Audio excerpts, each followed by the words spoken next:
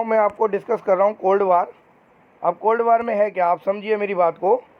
Cold war की definition मैं आपको बता रहा हूँ। Cold war is a war which is based on ideological difference, it is not a real war. Cold वार एक वैसी वार है, ऐसी वार है जो कि आइडियोलॉजिकल डिफरेंस है, ये रियल वार नहीं है। इसका मैंने एग्जांपल दिया आपको कि आज की डेट में एक आदमी हो सकता है समाज कल्याण के उद्देश्य से काम कर रहा हो, दूसरा पूंजीवाद के उद्देश्य से काम कर रहा हो। कैपिटलिज्म को पूंजीवाद कहते हैं, मतलब वो प्रॉफिट के लिए ही काम कर रहा हो, एक समाज कल्याण के लिए भी काम करता है। तो डिफरेंस क्या है कोल्ड वार का, ये असलियत में नहीं होती, ये सिर्फ सोच का अंतर है।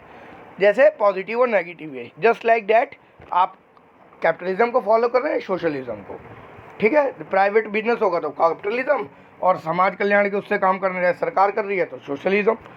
अब आते हैं हम, जब हमने अपनी वीडियो में देखिए जो पहला पिक्टोग्राफिक बनाया था, मैंने एक पिक्चर के रूप में दिखाया था, थर्ड पार्ट बनाया था ना, नैम यानी नॉन अलाइनमेंट मूवमेंट। तो नैम के बारे में मैंने अपने बच्चों को क्लास में नोट्स बनवाए थे, आपके लिए स्पेशल ये नोट्स हैं। क्या है नैम? नैम को देखिए बड़े ध्यान से जो मैं बना रहा हूँ। NAM started at Bangladesh. NAM जो है पहले इसकी फुल फॉर्म है नॉन अलाइनमेंट मूवमेंट। क्या है? Non alignment movement. नैम की पहले फुल फॉर्म क्या है? नॉन अलाइंग मूवमेंट, यानी गुट निरपेक्ष आंदोलन। क्या है? गुट निरपेक्ष आंदोलन। इस गुट निरपेक्ष आंदोलन की क्या विशेषता है, मैं आपको जो समझाता हूँ। अगर आप इसके बारे में लिखें तो इसका पहला संगठन हुआ, स्टार्ट कब हुआ? 1961 में इसकी फर्स्ट कॉन्फ्रेंस हुई थी, और इंडिया ने ही नैम को विचारधारा तो दी, पर इसका पहला संगठन कब हुआ? कॉन्फ्रेंस जो थी 1961 में। कब हुई? 1961। क्लियर हो गया आई होप। अब मैं इसमें आगे चलता हूँ। अब एक और फुल फॉर्म आपसे पेपर में पूछी जाती रही है, जो कि है right the full form of NIEO. NIEO क्या है? NIEO is known as new international economic order, अर्थात जो नैम के मेंबर्स थे उन्होंने विश्व में नई अंतर्राष्ट्रीय आर्थिक व्यवस्था बनाई। इस व्यवस्था को बनाने के पीछे उनका क्या कारण था कि अब वो देश आज़ाद हुए हैं, वो दोबारा से यूएसएसआर के चुंगल में ना फंसें, अपनी अर्थव्यवस्था को खुद दोबारा से मेंटेन करें, अपनी अर्थव्यवस्था अपने अनुसार बनाएं, आपस में सहयोग करें। ठीक है। नाउ अब मैंने नियो के बारे में और कुछ भी लिखवाया, देखिए थोड़ा सा समझाता हूँ आपको।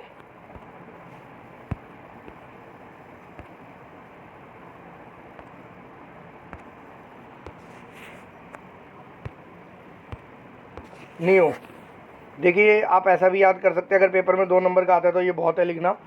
Neo is an economic order which adopted by NAM countries.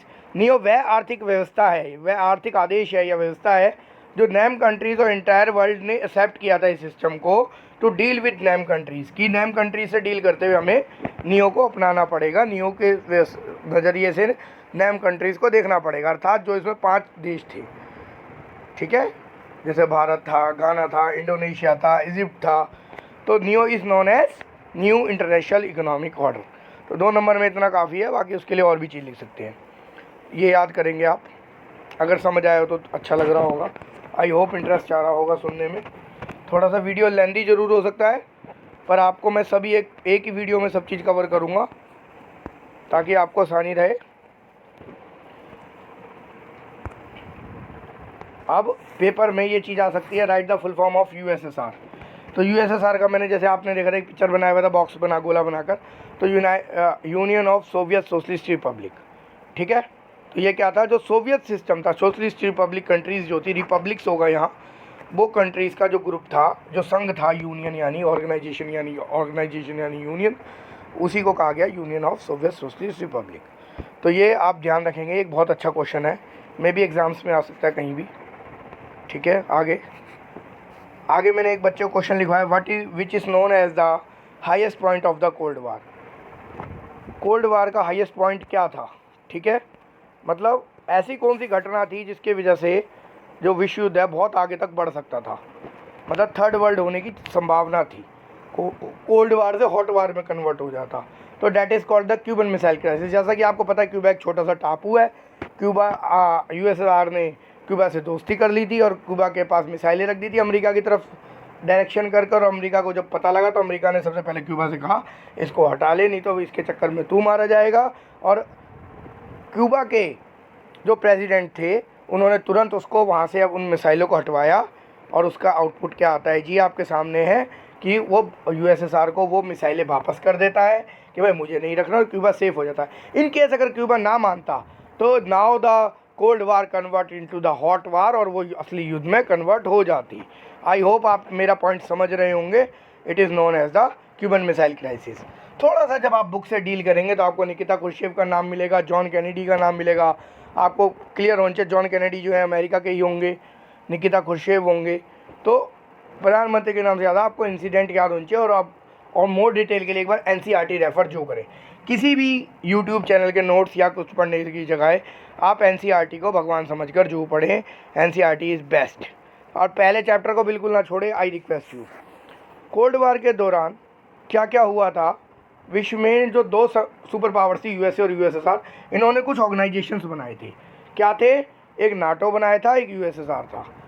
USA ने क्या किया, यूएसए ने नाटो नाम का ऑर्गेनाइजेशन बनाया जिसका कॉन्सेप्ट था one two all, all for one. अगर एक पे हमला होता है तो सब पे हमला माना जाएगा, और सब पे हमला होता है तो एक पे माना जाएगा। नाटो की फुल फॉर्म रही है, जैसे कि आपको इसमें दिख भी रहा होगा, थोड़ा सा आगे है, मैं थोड़ा सा इसे ऊपर ले जाता हूँ, नॉर्थ अटलांटिक ट्रीटी ऑर्गेनाइजेशन। आपको इसको बुक के अंदर 4 अप्रैल 1949 दे रखा है, पर सीबीएसई की कीज में 9 अप्रैल 1949 भी आता है। पेपर के अंदर आता है तो आप अपना दोनों पॉइंट को मार्कआउट कर सकते हैं, 4 अप्रैल और 1949 दोनों। ठीक है, वैसे 9 अप्रैल 1949 इज़ द बेस्ट आंसर। इसकी अवधारणा दी गई थी 4 अप्रैल को, बना था 9 अप्रैल 1949 को। इसी तरह जो दूसरा संगठन था यूएसएसआर, इसने 2 ऑर्गेनाइजेशन छोटे छोटे बनाए। अच्छा, जो नाटो था ना, मिलिट्री पैक्ट था एक तरीके का, मतलब सैनिक संगठन था यूएसए का। पर यूएसएसआर ने एक संगठन बनाया, और यूएसएसआर ने जो संगठन बनाया उसका नाम था वारसा। क्या था? वारसा।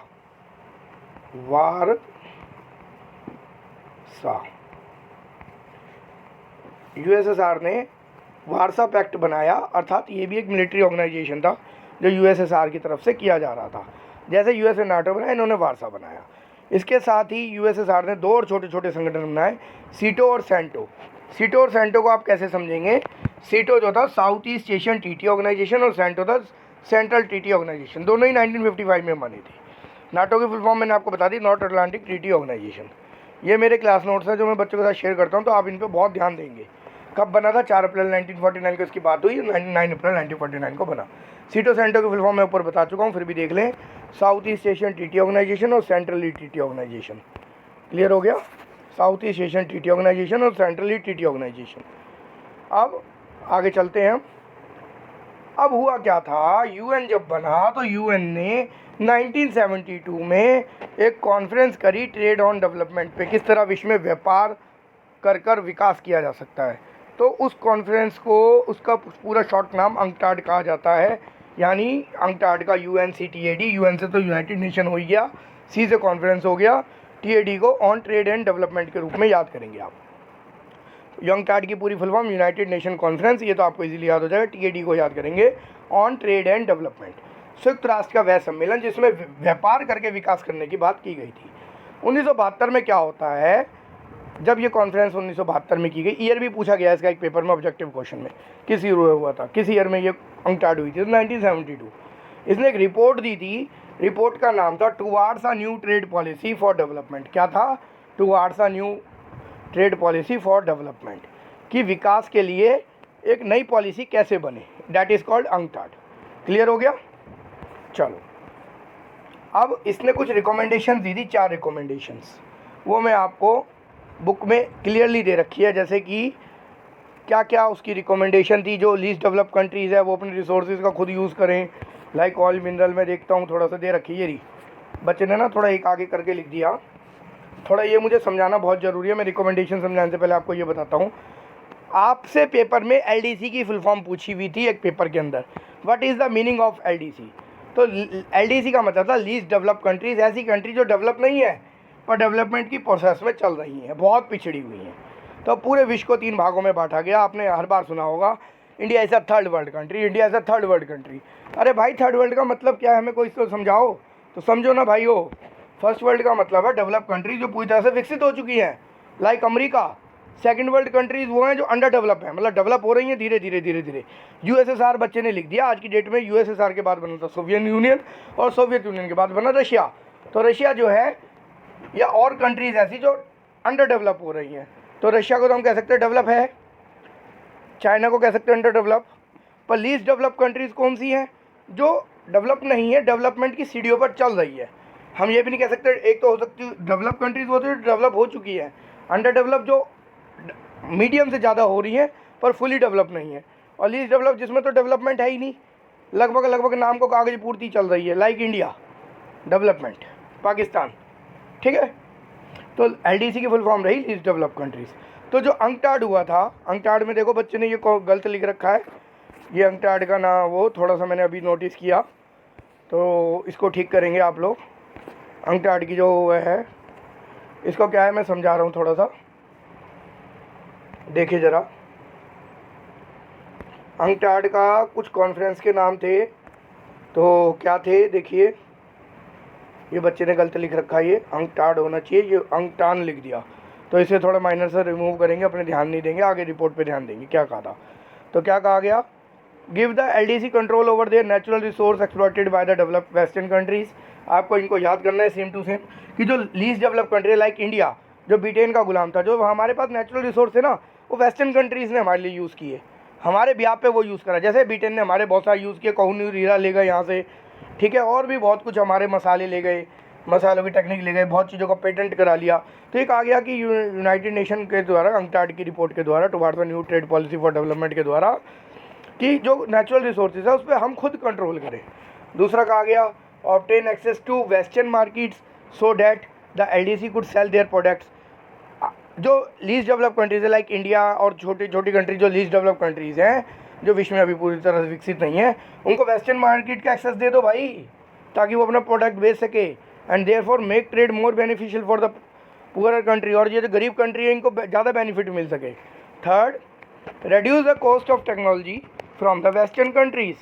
थर्ड इन्होंने रिकमेंडेशन दी कि जो भारत जैसे देश हैं इसमें टेक्नोलॉजी का कॉस्ट कम कर दो भाई, टेक्नोलॉजी का कॉस्ट कम करोगे तभी तो western countries, reduce the cost of technology from the western countries। जो ये LDC कंपनी या इंडिया अगर विदेशों से कुछ लेती है सामान तो उसके कॉस्ट में कमी आनी चाहिए, ये नहीं कि उसे बहुत ज़्यादा खरीदा जाना चाहिए, क्योंकि टेक्नोलॉजी को ट्रांसफ़र करना होगा। जैसे कि मैं आपको एक छोटा सा एग्जांपल देता हूँ कि भारत में आपको आप और हम अभी सभी जानते हैं, हमारे यहाँ एक बल्ब आता है 100 वाट का, 200 वाट का, और लगभग ये जो बल्ब आते थे पहले, फिर CFL आई, CFL से अब LED आ गई हैं। तो ये क्या है, हम टेक्नोलॉजी को ट्रांसफ़र किया ना, हम विकसित देशों से कहते हैं हमें पैसा और तकनीकी दे दो, डेवलपमेंट तो हम कर ही लेंगे, हम पॉल्यूशन नहीं करेंगे पर हमें तकनीक प्रोवाइड करनी पड़ेगी, नहीं तो हम क्यों अपनी टेक्नोलॉजी को डेवलपमेंट रोकें। तो ये भी बात इन्होंने किसने कही थी, अंकटाड रिपोर्ट ने। फोर्थ पॉइंट क्या कहा था, provide the LDC with a greater role in international economic institutions. जो लीस्ट डेवलप कंट्रीज़ है, जो अभी विकसित नहीं है, उनको international economic institutions like World Bank, IMF जैसी कंट्रीज़ को, IMF यानी वर्ल्ड बैंक जैसे ऑर्गेनाइजेशन में ग्रेटर रोल प्रोवाइड करना होगा, ताकि जब उन्हें जो होता है उनको आसानी से लोन मिल जाए। ये नहीं अमेरिका की दादागिरी चलती रहे और उन्हें लोन ना मिले, लोन मिलेगा तो वो डेवलप कर पाएंगे, अपनी छोटी मोटी ज़रूरतों को पूरा कर पाएंगी। तो अगर ऐसा नहीं होगा तो फिर वहाँ डेमोक्रेसी होने का कोई मतलब नहीं है और UN का कोई रेलिवेंस नहीं है।